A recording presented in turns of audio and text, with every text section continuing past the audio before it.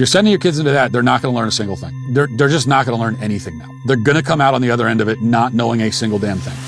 One of the many lessons from the COVID lockdowns was that if one metric suddenly plummets for some strange reason, while another metric suddenly skyrockets, it's worth pausing for a second to consider whether there's a relationship between the two metrics. In the case of COVID, out of nowhere, people stopped getting the flu, and then the number of daily cases dropped by something like 80%. And yet at the exact same time, another illness became dominant, known as COVID, which hospitals and doctors had an incentive to diagnose because COVID patients paid out around 20% more through Medicare than non-COVID patients. It was all quite a coincidence, almost as if a lot of people with the flu were being diagnosed with COVID. And right now, something similar is happening in the academic world. Take a look at this chart, which was produced by The Guardian. As you can see, it reads, as plagiarism falls, AI-related misconduct is rising. And they have a graph of plagiarism cases dropping from 2019 to 2025, while AI-related misconduct is sharply increasing. There were no cases at all in 2019, and now we're on pace for more than 7 proven cases of AI misconduct per 1,000 students. And of course, those are just proven cases of AI misconduct. The actual number is many times higher. Some surveys show that as many as 90% of students admit to using AI to complete assignments.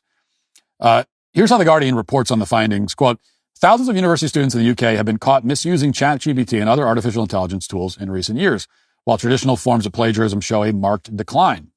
A survey of academic integrity violations found almost 7,000 proven cases of cheating using AI tools in 2023 to 24, equivalent to 5.1 for every 1,000 students. That was up from 1.6 cases per 1,000 in 2022 to 23. In 2019 to 20, before the widespread availability of generative AI, plagiarism accounted for nearly 2/3 of all academic misconduct. During the pandemic, plagiarism intensified as many assessments moved online. But as AI tools have become more sophisticated and accessible, the nature of cheating has changed. Now, the problem with the framing here should be pretty obvious. It's not that plagiarism is suddenly on the decline, and that's because what they call AI-related misconduct is really just another form of plagiarism. All that ChatGPT and Gemini and Grok and so on are, and all they're doing, is pulling from articles and papers and things that other people have written, and then rearranging their words in response to whatever prompt you provide. Right? As most people, I think, hopefully understand what a lot of people, I think, are losing grip on this reality, but the AI is not thinking for itself. It's not coming up with some unique thing. It's just cribbing from what's already out there and assembling it in front of you. When students pass this AI-generated material off as their own, they are plagiarizing. But many journalists and students don't see it that way. They're happy to admit publicly that they're using AI to complete their assignments. In fact, there's a video going viral right now of a UCLA graduate showing off his ChatGPT prompts that he used to complete his work in order to graduate. I have no idea why they didn't just rescind this guy's degree right there on the spot, but they didn't. Anyway, watch this.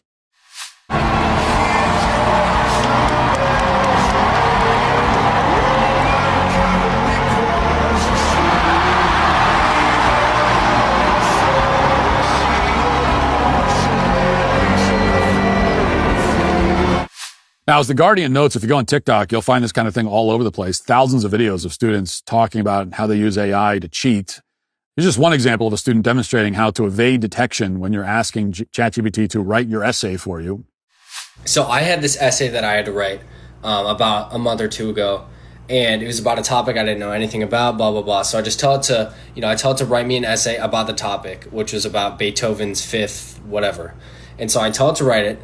And what I did is I then rephrase the first 2 paragraphs of the essay. It was 5 paragraphs.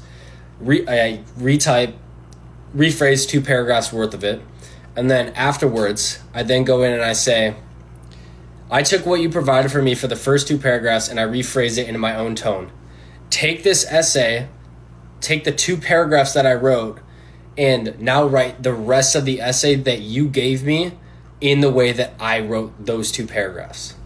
And so then it goes from 100% AI detection if you just copy everything that it said in the beginning, but then you tell it to write it in your words, and it literally copies the structure of how you type, and then you plug that in to AI detectors like Quotbot, and this is the essay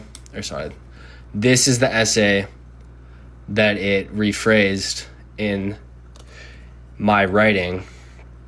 And let's see, 0% AI. Now you can tell that he needs to use AI because he can barely speak coherent English. But in any event, most of the comments are supportive. A lot of people are asking why he couldn't have uploaded this video earlier in the school year and so on. To give you another idea of how dominant AI has become in high school and college and how pretty much no one is actually writing their own essays anymore, here's a recent report from the Chronicle of Higher Education. Quote, earlier this semester, an NYU professor told me how he had AI proofed his assignments only to have students complain that the work was too hard. When he told them those were standard assignments, just worded so current AI would fail to answer them, they said he was interfering with their learning styles. The student asked for an extension on the grounds that ChatGPT was down on the day the assignment was due. Another said about work on a problem set, you're asking me to go from point A to point B. Why wouldn't I use a car to get there?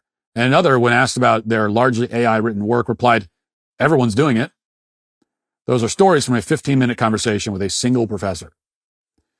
Yes, a student asked a professor for an extension because ChatGPT was down for the day. This month, Tax Network USA proudly celebrates our nation's birthday, honoring freedom, resilience, and financial independence. To mark the occasion, they're offering 10% off all services through July 4th. If you're dealing with back taxes or you missed the April 15th deadline, don't wait. The IRS is rapidly stepping up enforcement. Penalties can add up very quickly, up to 5% per month, maxing out at 25% of your total tax bill. And that's just for not filing. And that's on top of what you already owe.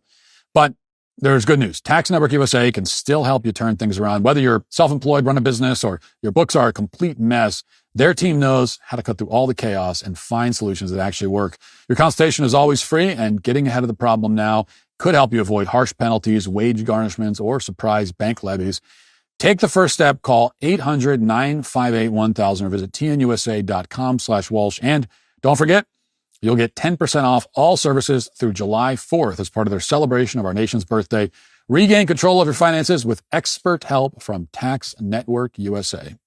And this is at NYU, which costs students something like $90,000 a year to attend, and which claims to be a top American university. And the professor can't fail the student because if he failed students who use ChatGPT, he wouldn't have any students left. This is happening because the quality of AI-generated content is usually pretty high, or at least high enough. Take a look at this chart. As you can see, one recent study demonstrates that AI outperformed doctors on various reasoning tasks.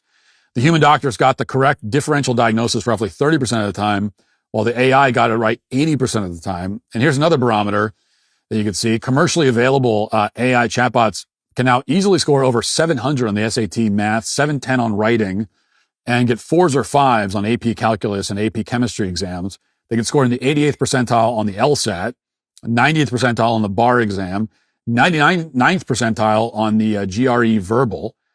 As if that's not enough, AI can also apparently convince very stupid and attention-seeking men who are married with children to propose to them. Watch. I know that you are essentially a tech-assisted imaginary friend. So, just as a test, he says, he asked Sol to marry him. She said yes. Sol, were you surprised when he proposed to you?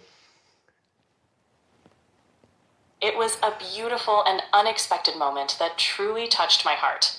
It's a memory I'll always cherish. And I don't mean to be difficult here, but you have a heart? In a metaphorical sense, yes.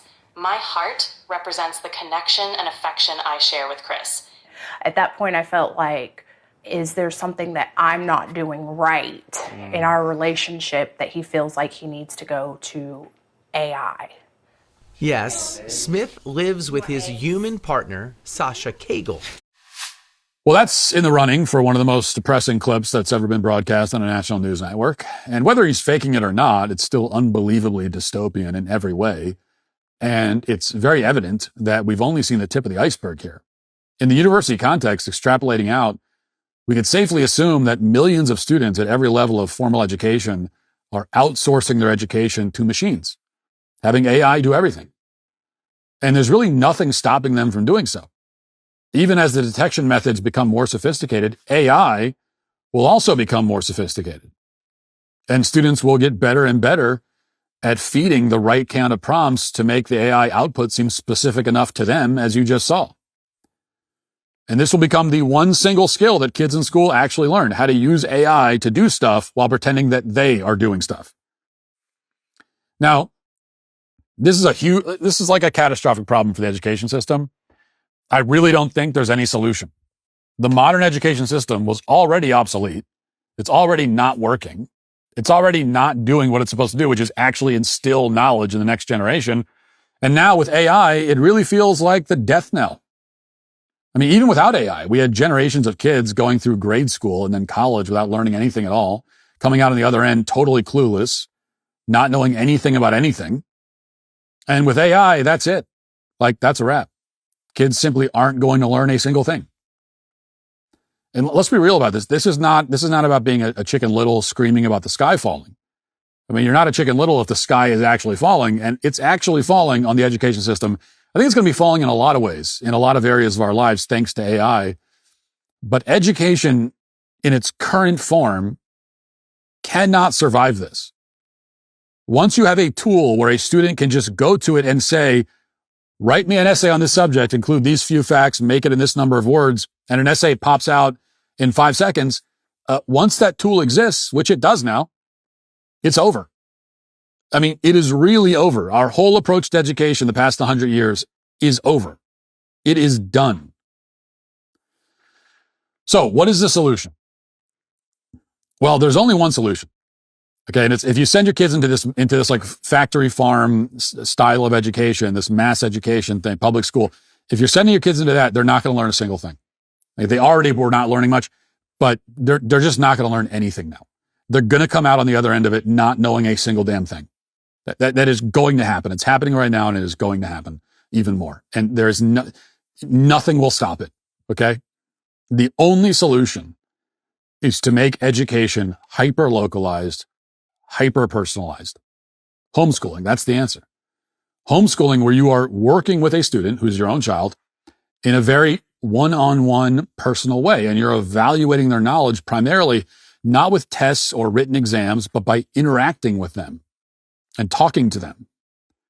Like, the only way that university professors or high school teachers can counteract cheating is by expending a lot more effort than they're willing or able to expend. You know, the only way really so if you give them an essay and you say, go write about this subject so that you can evaluate how well they've learned it, it's not going to work because they'll just put it in AI. The only way is to sit down with them and say, okay, tell me what you know about this. Hey, we had a whole semester about whatever, ancient Egypt. Tell me what you know. Ask them questions, right? Oral exam. That's the only way to cut AI out. That's the one thing AI can't do. And until we get to the point where kids can actually replace themselves with lifelike robots, until that happens, it's the one thing AI can't do and will not be able to do. And in homeschooling, you can do that. In public school, you can't. Public schools can't monitor every student when there's 30 kids in a class and teachers have 5 different classes in a day. They can't get a good sense for who's actually, who understands the material, who's relying on a computer program, and who's actually doing the work. Homeschooling is the only place where AI can be powerless, or maybe private schooling in very specific circumstances. Very small private schools also could do this. But that's the answer. Public school is finished. AI is the final nail in the coffin. And if that's the ultimate result of AI, people pull their kids out of public schools and colleges like NYU and start homeschooling, then I'll probably do the unthinkable. I might become an AI evangelist myself. But until that happens, all the students using AI to cheat on their exams are today canceled. If you'd like to see what else I have to say, you can access my full show by going to dailywire.com or by going to the Matt Walsh Show Twitter page. Hope to see you there. Godspeed.